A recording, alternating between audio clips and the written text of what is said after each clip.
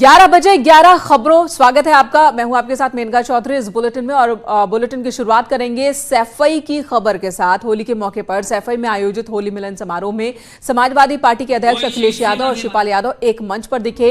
होली मिलन समारोह के मौके पर अखिलेश यादव ने सभी को होली की बधाई दी और कार्यकर्ताओं को 2022 में प्रदेश में समाजवादी पार्टी की सरकार बनाने का आह्वान किया। और इसी बीच कुछ उत्साही कार्यकर्ताओं ने चाचा भतीजा जिंदाबाद के नारे लगा दिए, जिस पर अखिलेश यादव ने उन्हें डपट दिया और कहा कि मर्यादा और अपनी परंपरा को बनाए रखें। अखिलेश यादव के बयान से लगता है कि भले ही चाचा भतीजा एक मंच पर हो, लेकिन बीच की दूरियां अभी भी बनी हुई हैं। तो साफ साफ है कि एक मंच पर जरूर इस वक्त मुलायम सिंह यादव का परिवार होली के मौके पर सैफई में नजर आया, लेकिन दूरी कम नहीं हुई है। इसलिए आज के दिन हम लोग संकल्प लें कि 2022 में सरकार समाजवादियों की बने। हमें शक्ल पहचान में आती है, इसलिए कुछ मर्यादा और परंपरा रहे। कोई चीज सीमा के बाहर नहीं जाए। सीमा के बाहर जाएगी तो राजनीति अपना रास्ता देखती है। इसलिए होली के त्योहार पर बहुत बहुत बधाई और शुभकामनाएं।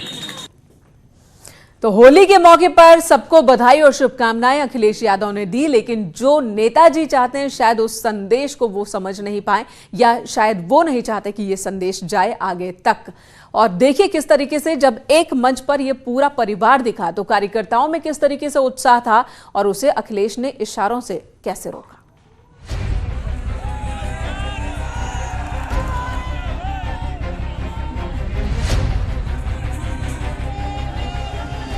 इटावा के सैफई में होली का मौका पूरा यादव कुनबा बड़े दिनों बाद एक साथ दिखा। अबीर गुलाल के बीच कार्यकर्ता जोश में थे और फूलों की बारिश कर रहे थे, तो मंच पर मुलायम की मौजूदगी में शिवपाल, अखिलेश, रामगोपाल सब बैठे थे। और जिनके सामने समस्या है गंभीर किसी भी तरह की, उससे छुटकारा मिला, ये मेरी कामना है। सब स्वस्थ है और हम समाजवादियों को वो रास्ता अपनाना चाहिए जिससे इन नौजवानों का भविष्य बेहतर हो, इन नौजवानों को काम मिले, रोजगार मिले और कोई नौकरी का इंतजाम हो। सबको साथ बैठे मानो ऐसा लगा जैसे तस्वीरें पुरानी हो। दिलों की दूरियां मिटाते हुए अखिलेश ने चाचा शिवपाल और रामगोपाल यादव के पैर छुए।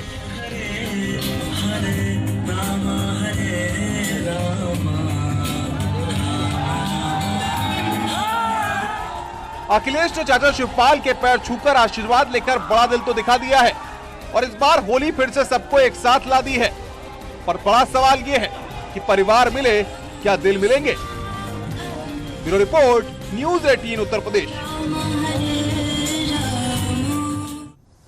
कहते हैं होली के दिन दिल मिल जाते हैं, लेकिन लगता नहीं कि यहां चाचा और भतीजे का दिल मिल रहा है। बात लखनऊ की, जहां पर दगाइयों के पोस्टर मामले में आज सुप्रीम कोर्ट में अपील करेगी योगी सरकार। इलाहाबाद हाईकोर्ट के फैसले को चुनौती दी जाएगी।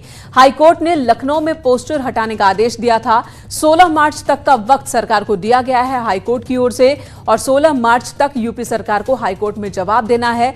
इसी फैसले को सुप्रीम कोर्ट में उत्तर प्रदेश की सरकार चुनौती देने वाली है, जिसमें हिंसा में शामिल लोगों के पोस्टर लखनऊ में जगह जगह लगाए गए। तो उन्हीं पोस्टर्स को लेकर के इलाहाबाद हाईकोर्ट ने सरकार से सवाल किया था कि किस नियम के तहत ये पोस्टर लगाए गए हैं, और उसके बाद इन पोस्टर्स को हटाने का आदेश हाईकोर्ट ने दिया।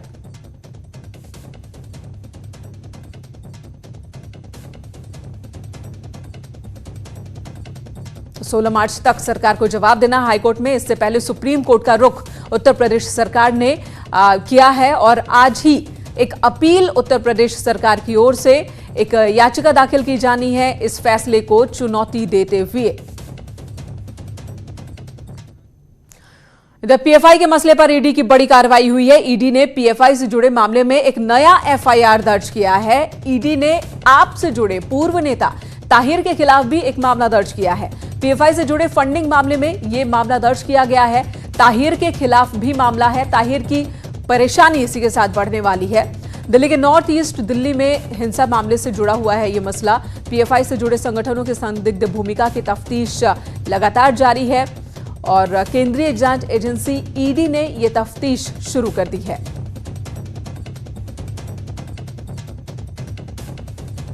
आपके पूर्व नेता हैं ताहिर, जिनके खिलाफ भी मामला दर्ज हुआ है। शंकर आनंद हमारे सहयोगी इस वक्त हमारे साथ जुड़ चुके हैं। शंकर, क्या खबर आपके पास? निश्चित तौर पर देखिए, ये बड़ी खबर कही जा सकती है। जिस तरह से बकायदा पीएफआई का जो मामला है, पीएफआई से जुड़े हुए कई संगठनों के साथ में ताल्लुकात रखने वाले मामले में बकायदा केंद्रीय जांच एजेंसी ईडी ने एक एफआईआर रजिस्टर किया है।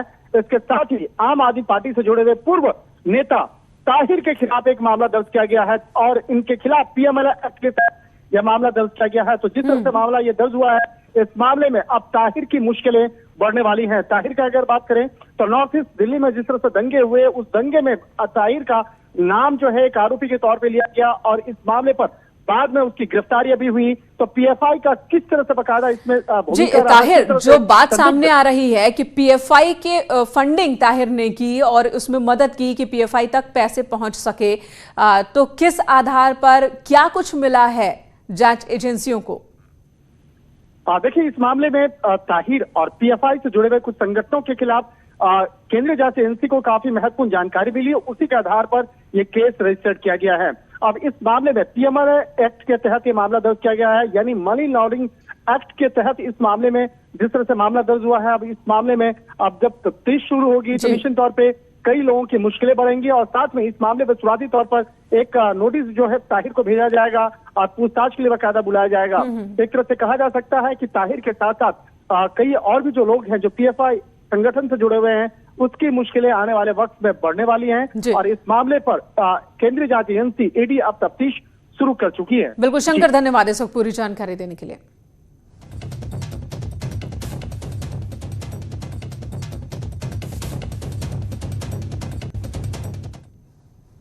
लोकसभा में 12 बजे से दिल्ली दंगों के मुद्दे पर चर्चा होगी। गृह मंत्री अमित शाह शाम करीब 5:30 बजे इस पर जवाब देंगे। तो आज कार्यवाही की शुरुआत होनी है और कार्यवाही में दिल्ली दंगों पर चर्चा होनी है। सरकार ने भी कहा था कि होली के बाद इस पर चर्चा करेंगे। तो आज दिल्ली दंगा के मुद्दे पर चर्चा होगी लोकसभा के अंदर। गृह मंत्री अमित शाह अपना जवाब रखेंगे, सभी सवालों का जवाब रखेंगे वो सदन के अंदर। शाम करीब 5:30 बजे गृह मंत्री जवाब देंगे। तो आखिर वो तमाम सवाल इस वक्त सरकार के सामने होंगे कि आखिर क्यों दिल्ली में हिंसा भड़की, क्यों सरकार उस पर कंट्रोल नहीं कर पाई, क्यों दिल्ली पुलिस फेल साबित हुई इस हिंसा पर कंट्रोल करने में। जो विपक्ष के तमाम सवाल हैं, उन सवालों का जवाब आज गृह मंत्री अमित शाह देंगे। पूरे दिन चर्चा होनी है इस पर और उसके बाद शाम 5:30 बजे गृह मंत्री अमित शाह सभी सवालों का जवाब देंगे।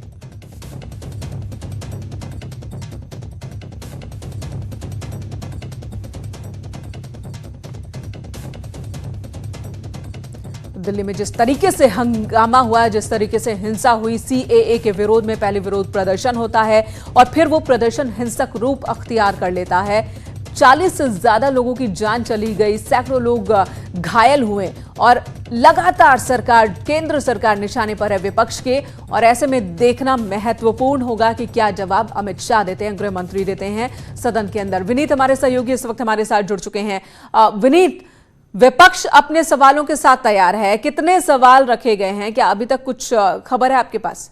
जी निश्चित तौर पर मैं आपको बताना चाहूंगा कि कई विपक्षी सांसदों ने नोटिस दिया है और वो रूल 193 के अंतर्गत सरकार जो है वो बहस करने को तैयार है। सरकार चाहती है कि इस मुद्दे पर रूल 193 के तहत जो है वो बहस हो।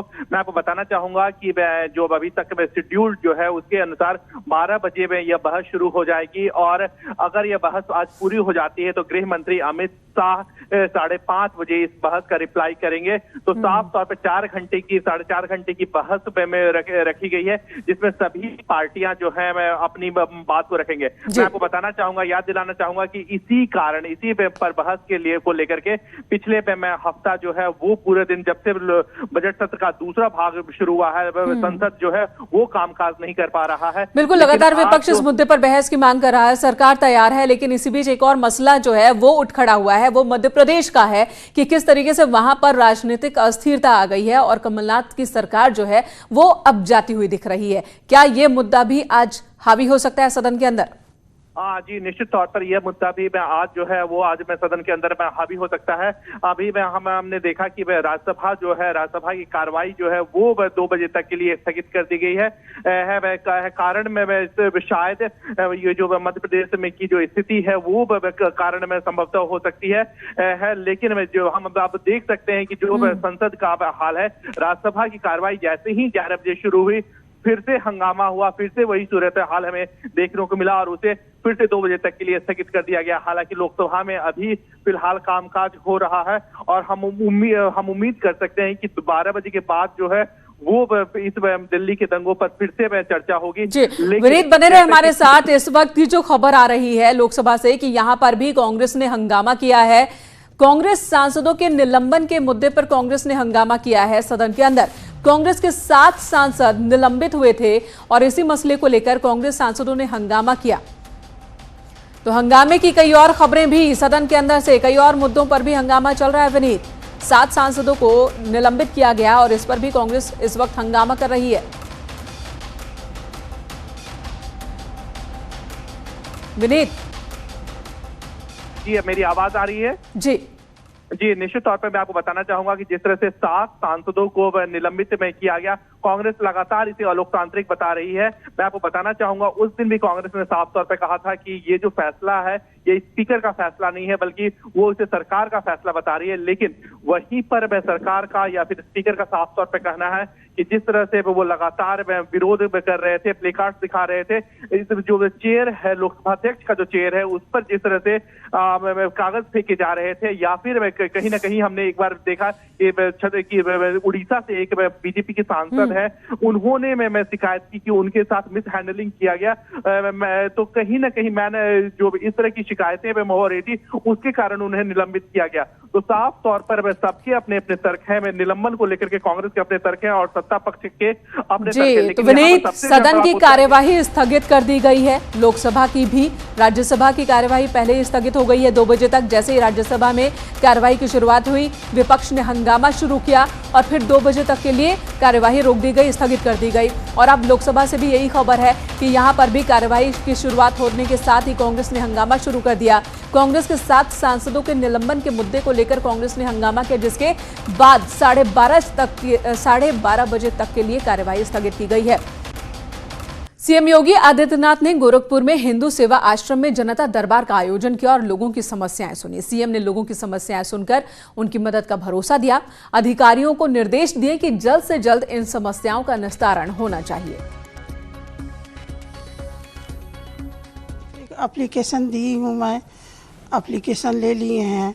आपका है एस्टीमेट बीएचयू से लेके पीजीआई तक, बीडी मेडिकल कॉलेज, कोई भी डॉक्टर कह रहा है एस्टीमेट इस चीज़ का बनता है, जिसका बड़ा ऑपरेशन या ट्यूमर का होता है उसका बनता है, डेली दवा के लिए नहीं बनता है। मेरा मामला था, मैं सीबीसीआईडी जांच के लिए आया हूं। कुछ तथाकथित लोग मेरे विद्यालय की भूमि को हड़पना चाहते हैं।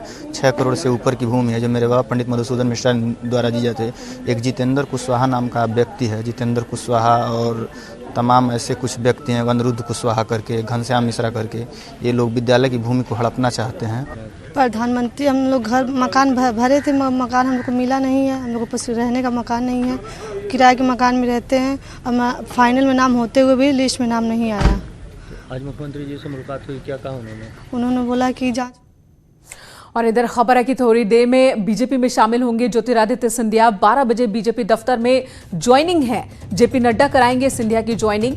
बीजेपी विधायकों को लाया गया है गुरुग्राम, भोपाल से एक बस में बिठाकर इन सभी को गुरुग्राम लाया गया है। सिंधिया के मुद्दे पर राहुल गांधी ने कोई जवाब नहीं दिया। जब राहुल गांधी से पूछा गया, ज्योतिरादित्य सिंधिया जो कि राहुल गांधी के बेहद करीबी माने जाते रहे हैं हमेशा से, उनसे जब पूछा गया सिंधिया के बारे में तो उन्होंने कोई जवाब नहीं दिया, उस सवाल को टाल गए। और इसी बीच खबर है कि 12 बजे औपचारिक तौर पर बीजेपी में शामिल हो जाएंगे ज्योतिरादित्य सिंधिया। राष्ट्रीय अध्यक्ष जेपी नड्डा इस औपचारिकता को पूरा करेंगे, वो उनकी ज्वाइनिंग कराएंगे, यानी कि कमल के साथ होंगे। कमलनाथ को छोड़कर कमल के साथ हो जाएंगे ज्योतिरादित्य सिंधिया औपचारिक तौर पर।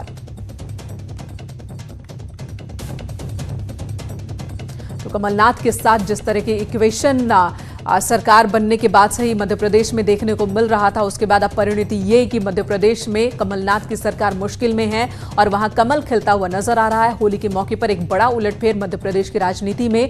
ज्योतिरादित्य सिंधिया ने कांग्रेस से इस्तीफा दे दिया, जिसके बाद कांग्रेस के 22 विधायकों ने भी इस्तीफा दिया और इसी के साथ संकट में आ गई है मध्य प्रदेश में कमलनाथ की सरकार। हालांकि उनका दावा है कि उनके पास अभी भी बहुमत है और वो अपनी सरकार बचा लेंगे। और इसी बीच कैलाश विजयवर्गीय समेत तमाम बीजेपी के नेता यही कह रहे हैं कि मध्य प्रदेश में कांग्रेस में जो फूट है उसी का नतीजा है कि इस वक्त सरकार में किसी को भरोसा नहीं।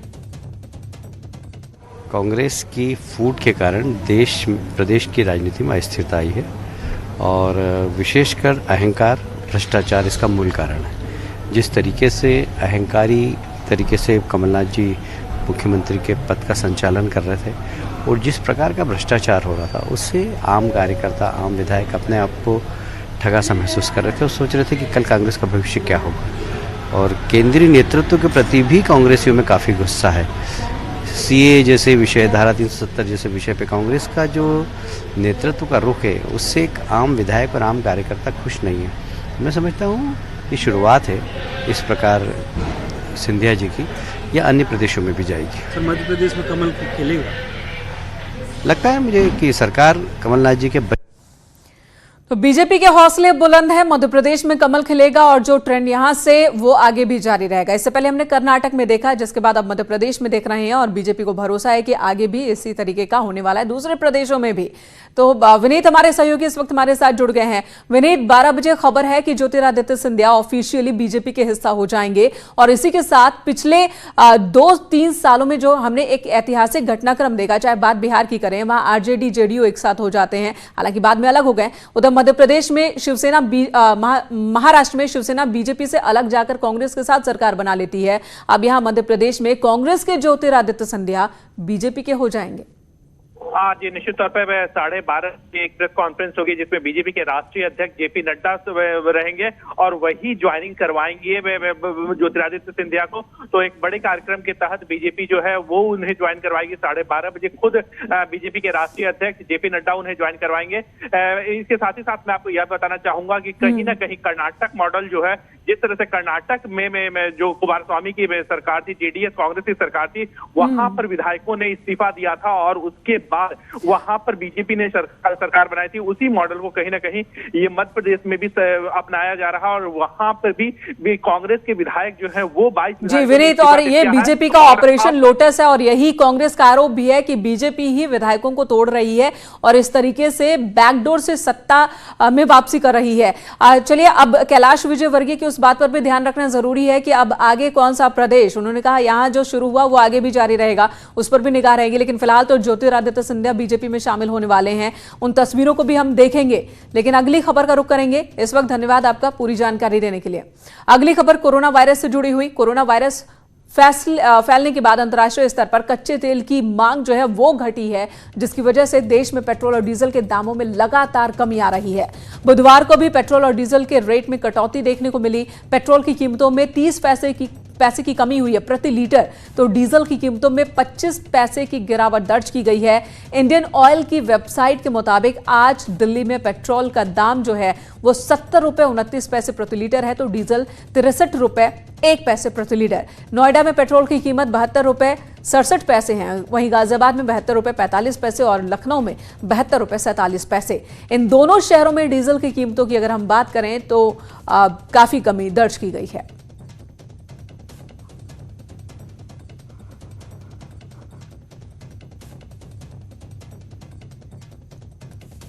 तो कोरोना वायरस का असर ये देखने को मिल रहा है। पेट्रोल डीजल के दाम में काफी गिरावट दर्ज की गई है। कानपुर में पेट्रोल पंप मालिक का कहना है कि आज के दिन पेट्रोल डीजल के दामों में कोई कमी नहीं हुई है कानपुर में, अगर होगी तो रात 12 बजे के बाद होगी।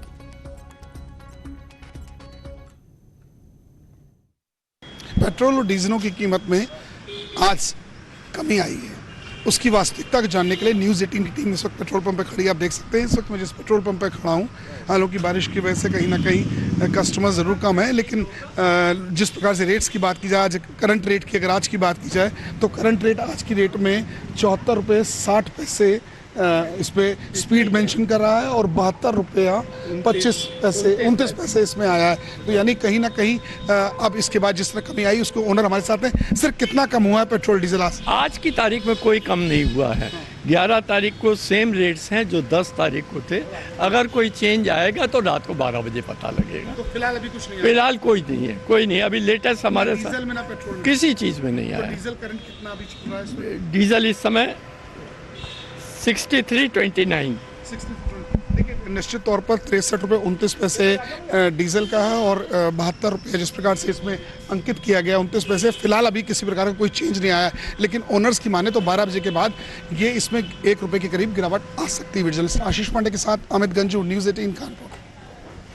उधर लखनऊ में एक दारोगा की दबंगई देखने को मिली है। यहाँ पर इंदिरा नगर थाने में तैनात दारोगा भृगु ओझा सुगामऊ गांव में पहुंचे थे। कानून व्यवस्था संभालने में जुटे थे, लेकिन नौटंकी कार्यक्रम में अपने पसंदीदा भोजपुरी गाने की फरमाइश करने लगे और इसके लिए मंच पर पहुंच गए। गायक पर उन्होंने रौब झाड़ना शुरू कर दिया जब गायक ने पहले गाने से इनकार कर दिया। भोजपुरी गाने पर डांस की फरमाइश करने लगे और इस बीच अपशब्दों का भी इस्तेमाल किया दारोगा साहब ने। वहीं मौजूद किसी शख्स ने ये वीडियो बनाया है जो कि अब सोशल मीडिया पर वायरल है। वीडियो वायरल होने के बाद दारोगा को निलंबित कर दिया गया है।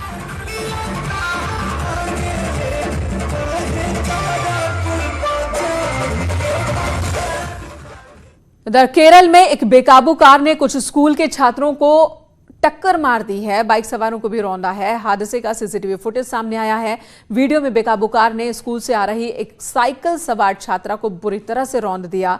यह हादसा मंगलवार दोपहर हुआ है, जिसमें 4 छात्र गंभीर रूप से जख्मी हुए हैं। फिलहाल सभी छात्र खतरे से बाहर हैं।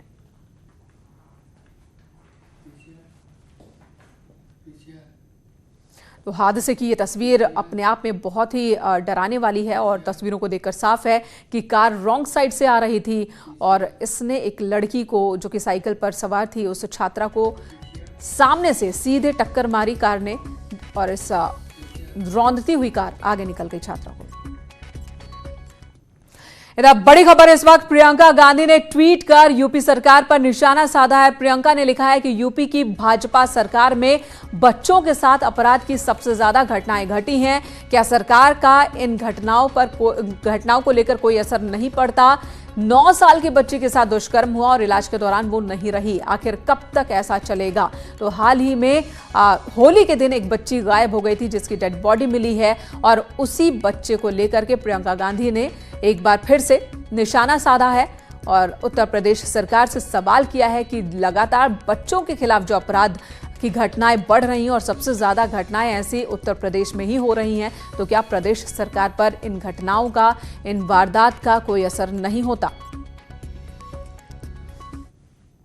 फिलहाल वक्त एक ब्रेक का।